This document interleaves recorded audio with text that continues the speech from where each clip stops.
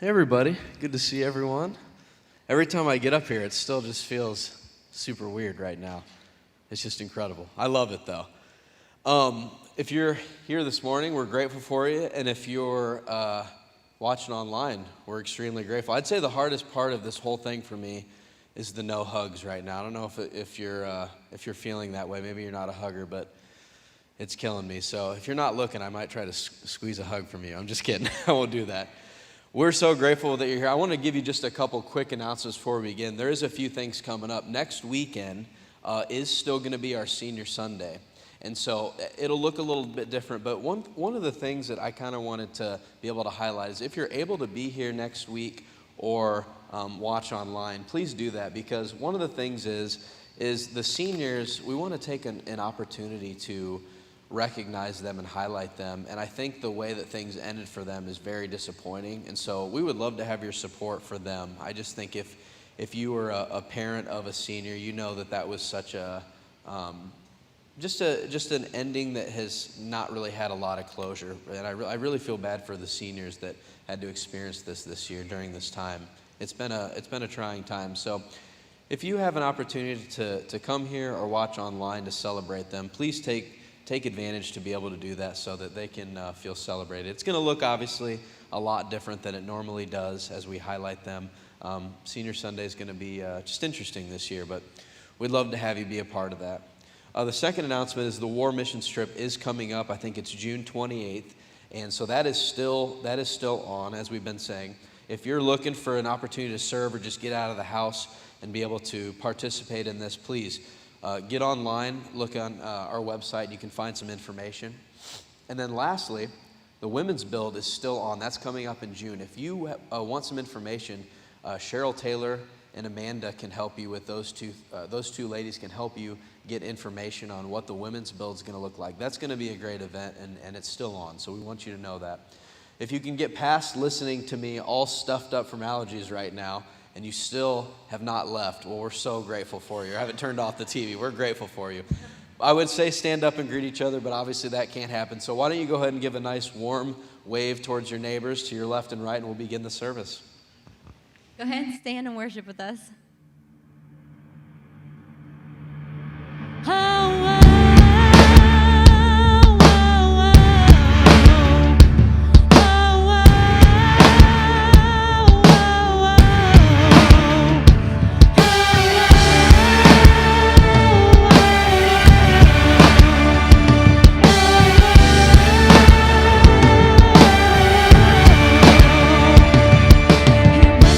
Nothing that you shared your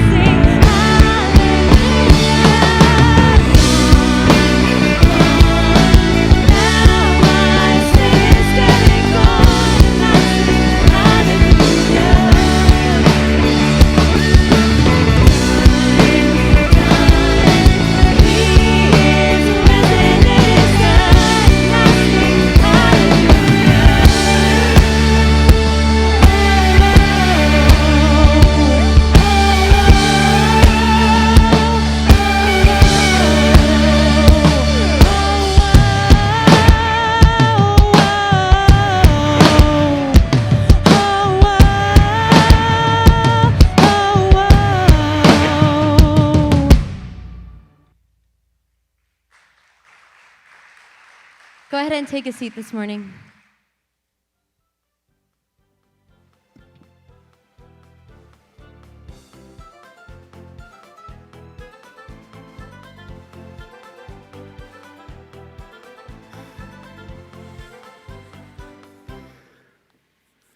So I don't know if you were driving around this last week and thought about rolling your window down and turning your music up when a certain song came on, but there were some moments where it was nice enough that could have happened. This is a series that we're doing, and we actually had this morning prepared for you one of those summer songs.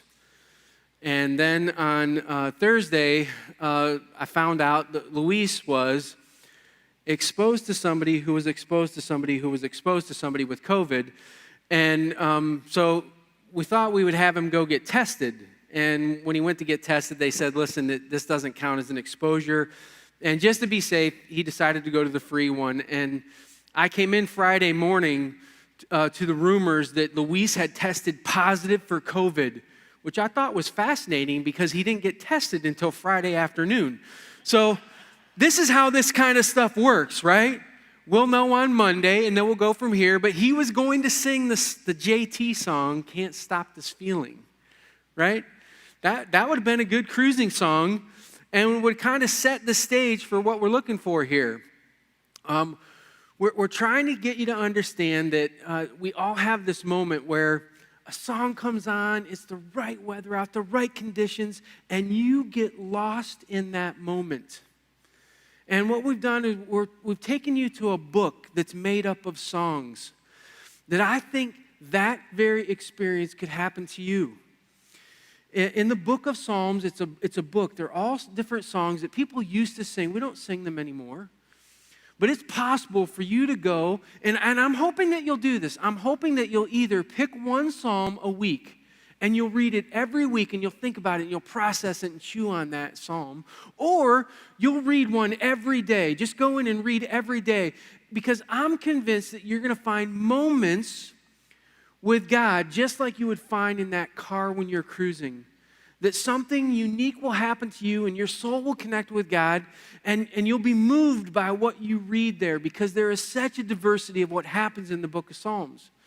Last week, we started with a psalm that David wrote, Psalm 8.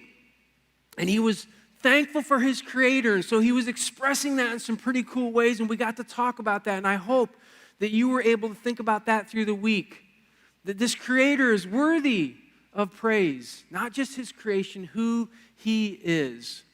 Today, we're going to go and we're going to look at another psalm. And I told you that some of them have headings. They have little descriptors on them that sometimes give us some information that we can use. And sometimes there's a little bit of mystery there. This one, we're going just a little ways away to a small one. This is a psalm with 8 verses. And it's got a heading in it that says this: For the director of music, according to the Shemith, a psalm of David. So we know they're giving instructions to whoever's going to direct this piece, and we actually know what that word means. We know what Sheminith means. It's an eighth. So the only problem is we've lost the understanding of what they were communicating to the musicians when they said, we want you to play this in an eighth. We don't know if that was an eighth beat. We don't know if that was an 8-string harp. We don't know if that was... some are convinced that they were picking an octave that would have made this song sound ominous, because the stuff that's in here starts ominous. But we really don't know. I think it's lost to time. So what we do know is that it's a Psalm of David. It's another one. And we know in chapter 8, he was celebrating, thankful for who God was, his creator. But in Psalm 12, something different is happening in David's life. And he's going to find a way to express that. This is, by the way, one of the reasons I think going and reading in the Psalms is going to be so valuable for you over the summer, if you'll choose to do this, is because the writer would write whatever was on their heart and mind, and it would come out in the Psalms. So their good days they were writing, on their worst days they were writing. And there's a chance that you're going to be able to identify with whatever that writer's writing at some stage in your life. And there's a moment that you could have with God. So I hope you'll do that. But in this case, in Psalm 12:1, it doesn't look like things are going well for David. Look at how it starts. Help, Lord! Like if you have to start that way, something's off, right? He says, help, Lord, for no one is faithful anymore. Those who are loyal have vanished from the human race. I read this verse, and it reminded me of a rule that my wife and I have with each other when it comes to arguments. We have decided that we are not going to use extreme language when we have a conversation. So she won't use an adverb when she's talking with me and say, you never do that, because I have this uncanny ability to think back all the way to 1997 on the one time that I did do it right, and I will stake my claim on that. And then the argument becomes about the word that she used of never, when I can prove that that's not the case. And instead of actually solving the problem that we have with each other, we've wasted it on the extremes. And so always, ever, never, we've decided we're going to try to limit those as much as possible. We sometimes occasionally do it, but here's what I've come to realize. Even though we've decided that we're going to manage what we say, we still think this stuff all the time. Did you see what I just did there? All the time, right? We have this ability to look at the different situations we have and think, she's always doing that. He's never done this. And we have these extremes that we've realized we actually have to go in and mind what we think, because it will come out in our actions towards each other. And so these extremes have to be managed, not just in what we say, but also in how we think. But the problem is, we still think that way. And that's what I love about this. We are getting to see what David thinks. And what we're finding out is he's pretty much a normal guy. He's a normal guy that's experienced something in life that you and I have experienced before. Have you ever been there where you've thought to yourself, everybody's treating me like garbage right now. Nobody respects me. Everybody feels that way towards me. And we have these extremes that we concentrate on. I never, they always. But David, he says, no one is faithful. Who's loyal in the human? Who's loyal? No one in the whole human race. That's how he feels. And because he feels that, he writes that, which is, again, comforting because he's a normal guy. But it does raise this question. Is this the time and place for that?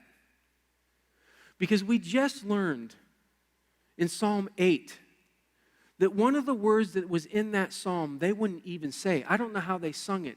They had such a reverence for God, they wouldn't even say his name.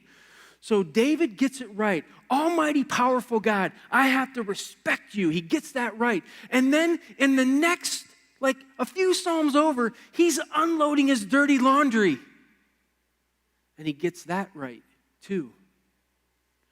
Think about it for just a second. I think one of the reasons David is telling God exactly what he thinks is because he has a reverence for who God is. And why wouldn't you tell God the truth? It's not like that's hidden from him. It's not like there's a mystery there. What happens is we sometimes look at the stuff that we're going through and we think, this is not a big enough concern for God to care about. I'm not gonna mention this to him. I'm not gonna say this. I'm gonna act like everything's okay, and I'm gonna talk to him like in flowery language that everything's fine. And I think he sometimes looks at us and goes, really? Why don't you just tell me exactly what you think, exactly how you feel? In fact, it might be wise to do that with pure wisdom. With somebody who could see you at the extremes and give you some wisdom to help you go through that or to pull you back from that. Instead, we sometimes try to manage God just a little bit. Not David. He's letting it all hang out. He felt like he's been through some sort of experience where the people he's around have not been loyal to him. And he's expressing this to God. It doesn't stop there. He goes on in verse 2. Everyone lies to their neighbor. They flatter with their lips, but harbor deception in their hearts. Man, he's concerned about some big things. He's talking about loyalty. He's talking about lying. He's talking about flattery. All of those things mess around with the truth. You appear to be loyal to me, and then I find out that you're not. A lie is taking something that was true and either ignoring it or changing it or covering up enough so it gets you an advantage. You're playing around with the truth. And flattery does the same thing. Somebody who flatters looks at you and tries to figure out what you want to hear, and that's what they tell you. They don't tell you what's true. So they play with the truth. And David feels like, I'm getting this from everywhere. And it's deception. He calls it deceptive hearts. I love this in the Hebrew.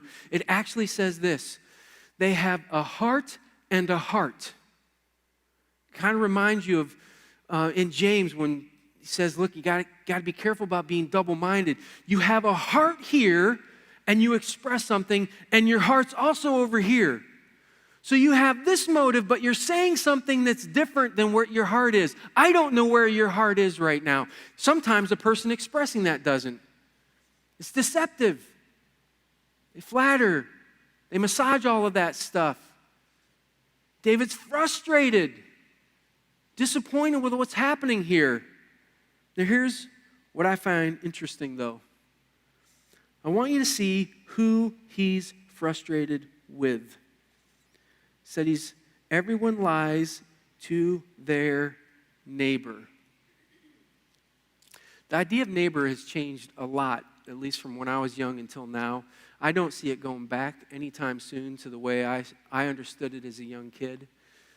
When you had neighbors, those were the people that you hung around. Those were kind of your social network. You did stuff during the week. You did stuff on the weekends. You went to the same schools together. You hung out.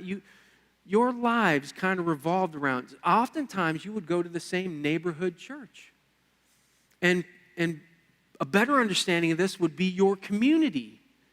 But things have changed. We have devices that link us. And so your community could be diverse and spread out. They could be a long ways away from you. They could be 5 states away from you, and you're still seeing them and talking to them every day. And you feel like you're more connected to them than the people you live next to. That's just my neighbors, but it's not my community. And if you want to understand what David is expressing here, you would change this and you would say this. Everyone lies to their community. This is about your friends. This is about your family. This is about your coworkers who you're side by side with for hours upon days, upon weeks, upon years sometimes. And feeling like they just tell you what you want to hear. Or they're not really loyal to you after all of that time. My wife's been working in a unique role at the hospital the last few months. It's her job to track down every positive COVID case that comes through the hospital because she has to determine if there's been an exposure, and they call it an algorithm. There's protocols that are there.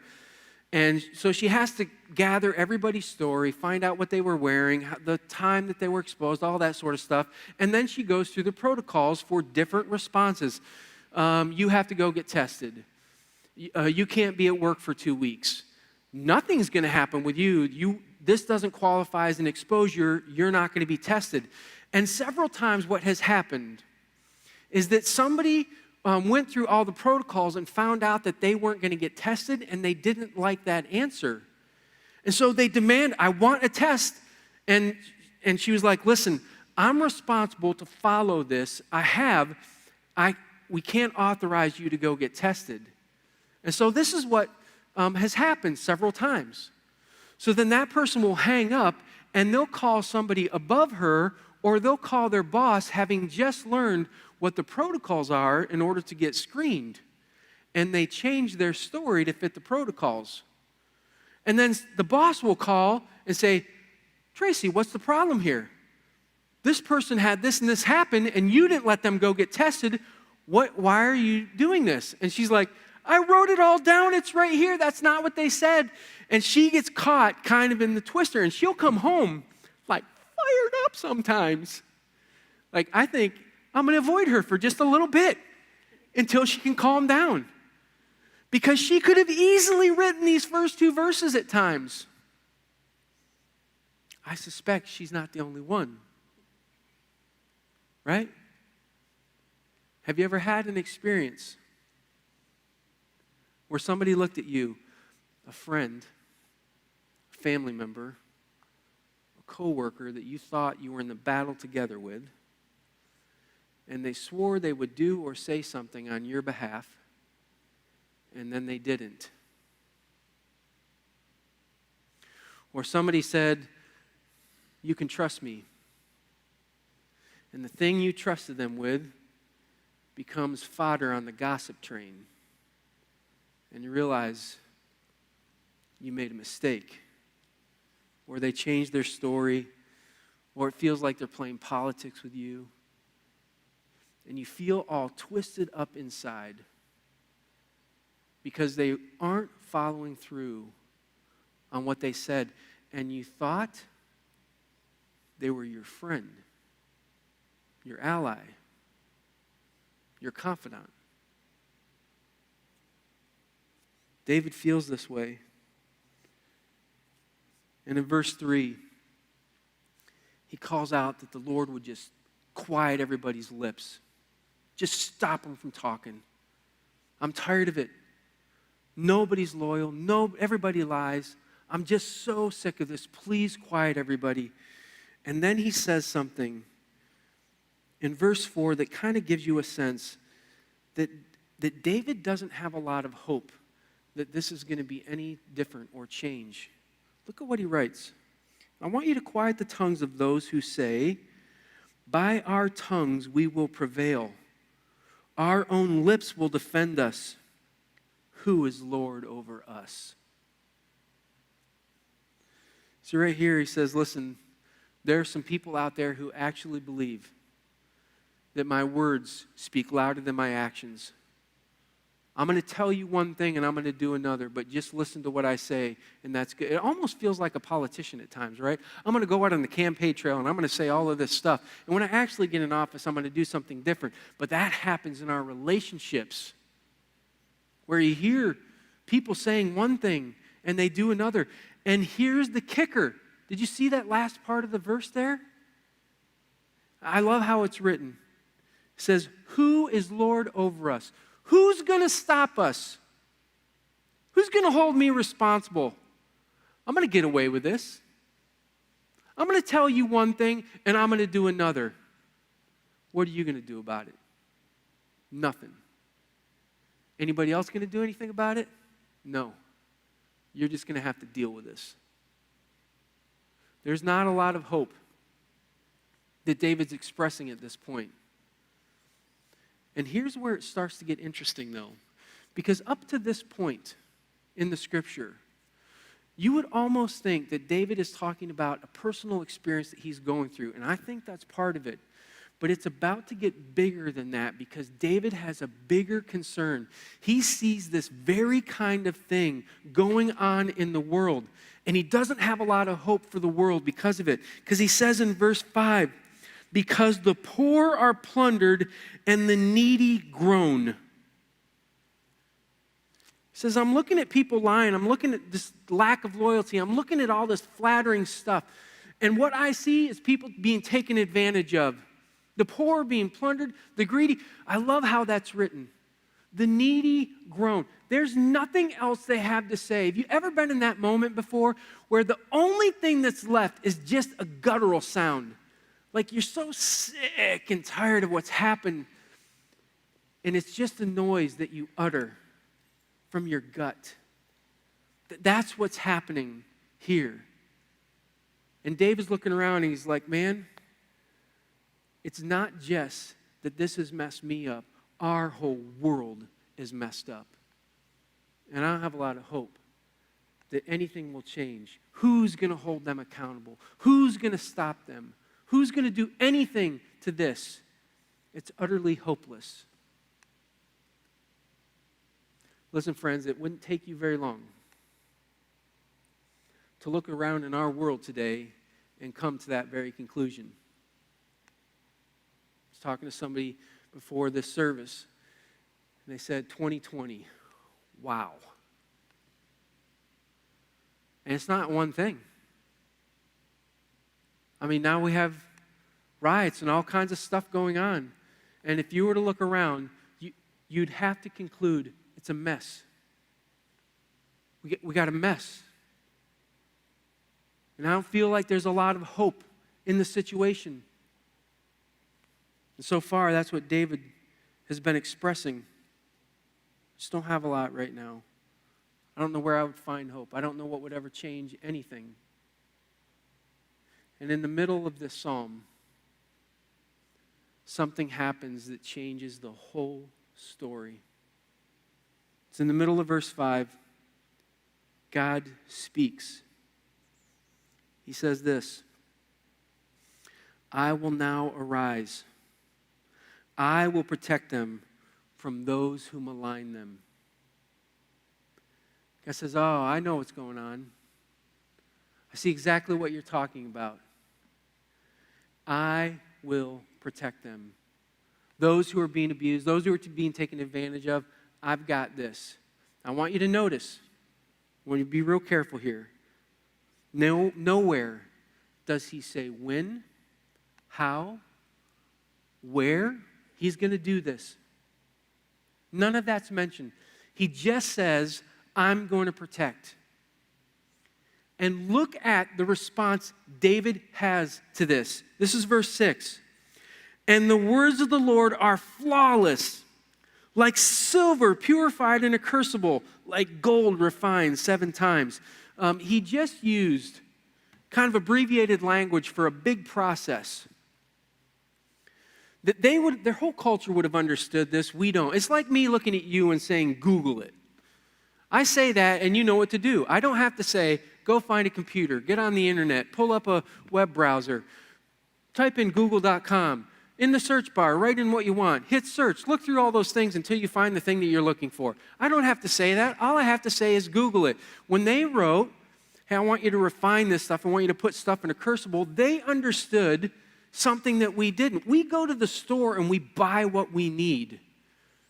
These people were far closer to the beginning process of all these things. So they understood that if you were getting metals, that they came with all kinds of other elements intermingled in them. And you would have to take that to somebody who would put that in a furnace and superheat that. Silver would have to go over 600 degrees Fahrenheit. And everything would liquefy. And the silver would be okay at that temperature, but the other elements in there would burn. They'd turn black. And then you would pour it in a bar, you'd cool it, and then you could knock off the black stuff. And then you would do it again. You would superheat it again, and all the little filaments in there that had escaped the first time would float to the top. You'd cool it, and you'd get rid of it. If you wanted it super refined, you would do this 3 times. How many times does the scripture say God's words were refined? 7. It's unheard of. They didn't do it in the ancient day that long. There'd have been no reason for it. So why does David use that kind of figure to people who would have understood the process? 7 was considered a number that spoke of perfection. And so David was saying, listen, this is like refining gold until it's perfect. He just basically wrote, the words of God are flawless and perfect. And in verses 7 and 8, he suddenly starts expressing a confidence in how things are going to turn out. He expresses a confidence that God is actually going to protect people. And he says this, despite the fact that they're strutting around, acting like nobody can stop them, I know God will protect them. Why? Because he was given the exact details of when, how, where? What? No. You know the thing that changed it for him? God spoke. And for David, who revered God, who was pouring out his heart to God, when he heard the words of God, he knew they were perfect, flawless, that God would deliver on that. He didn't have to know the details of when. He didn't have to know the details of how. He had confidence in who God was. And as soon as his words were spoke, his whole perspective changed. And he started placing his hope on something that would actually deliver. We are watching our world blow apart, where people are placing their hope in the government. They're placing their hope in violence. They're placing their hope in the wrong thing. There is only one place for you to adequately find the hope that you need when your life feels like it's out of control. It's the words of God. Can I tell you, we have a massive advantage compared to the people in this day. They had some scrolls that they could get at every once in a while. Over thousands of years, God has made it so that you could actually have a book. Some of you walk around with it on your phone, where you have access to it all the time, where you could go and find the way God sees things. You could see what his character is like. You could find out what he thinks. And you could then go, I trust this. I know what my situation looks like, but here's what God says. And I am going to put my trust in what he says. We have even bigger advantages than that, too. The scriptures make it clear that when you decide to follow after Jesus, God's Spirit is given to you. It's meant to prod your spirit, your conscience, to tug you, to redirect you, to give you some insight at times. And he will speak to you in ways that can give you confidence. There's opportunities for you to pray and to quiet your heart and to let that Spirit of God speak back to you. There's moments where you can turn music on that turns your heart towards God and makes you sensitive to what God has to say to you. Why would we do all of that? Because if you want to experience hope in this life, you're not going to get it from any other source other than God himself. And he speaks. He has things to say to you. He has things to say about himself. And when that happens, it's something that can rearrange and change the way you look at your whole world. Look, if that's true, and we just saw it happen in the life of David right here. God spoke, perspective changed, new outcome was seen. Why would you not put yourself in a place to hear from God more often? If his words are that powerful, if they're that hope-giving, why wouldn't you go and see what he has to say?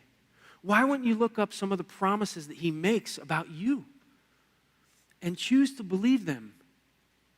Because I'm telling you right now, if you looked in our world, you would not find hope. But if you looked in the right place, you could. It's a person. And he would give you hope for the situation that you find yourself in. He would give you the ability to have a perspective that allows you to live in a different way. David found that. And this God whom he revered deeply, when he heard his words, his heart changed, and so can yours. The only question is, will you put yourself in a place where your heart can be changed by what God says. Why wouldn't you? Can I pray with you?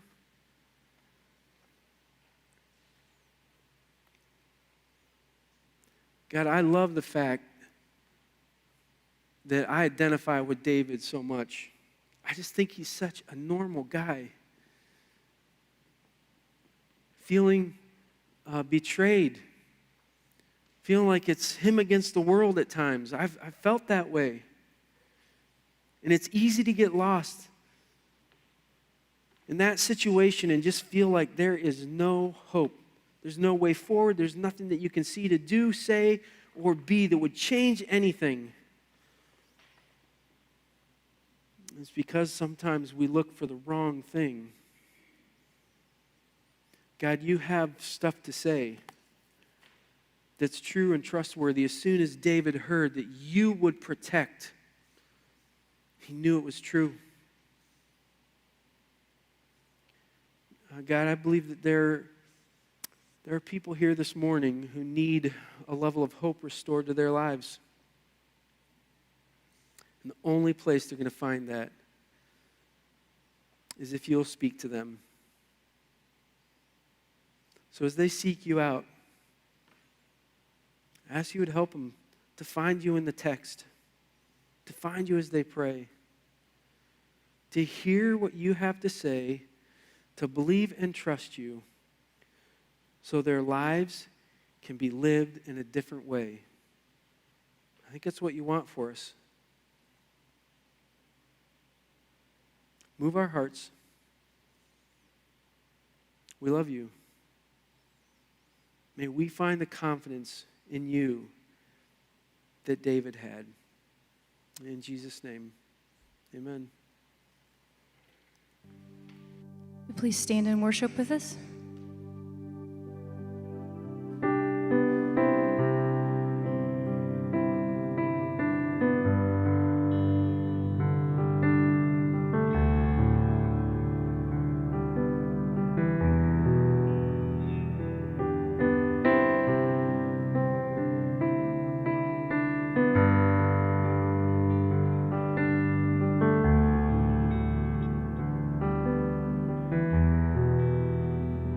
You are here, moving in our midst. I worship you. I worship you. You are here, working in this place. I worship you. I worship you. You are here, moving in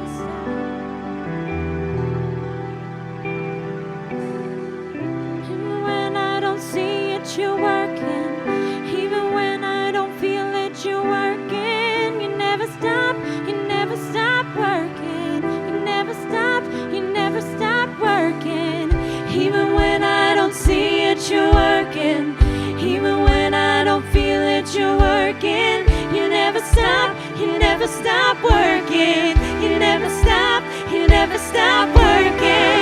Even when I don't see it, you're working. Even when I don't feel it, you're working. You never stop, you never stop working. You never stop, you never stop working. Even when I don't see it, you're working. Even when I don't feel it, you're working. You never stop, you never stop working. You never stop, you never stop. Waymaker, miracle worker, promise keeper, light in the darkness, my God, that is who you are. Waymaker, miracle worker, promise keeper, light in the darkness, my God, that is who you are. Sing it again, church. Waymaker,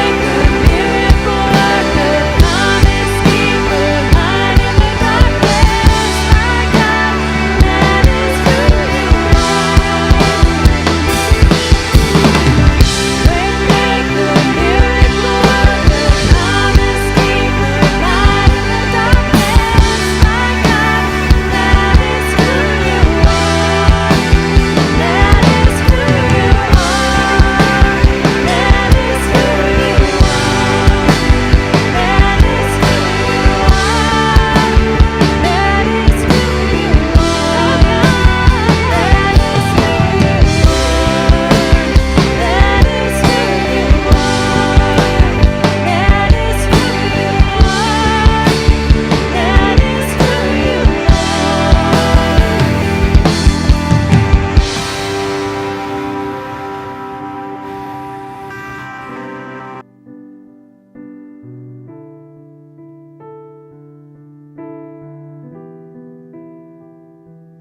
God, you are our waymaker.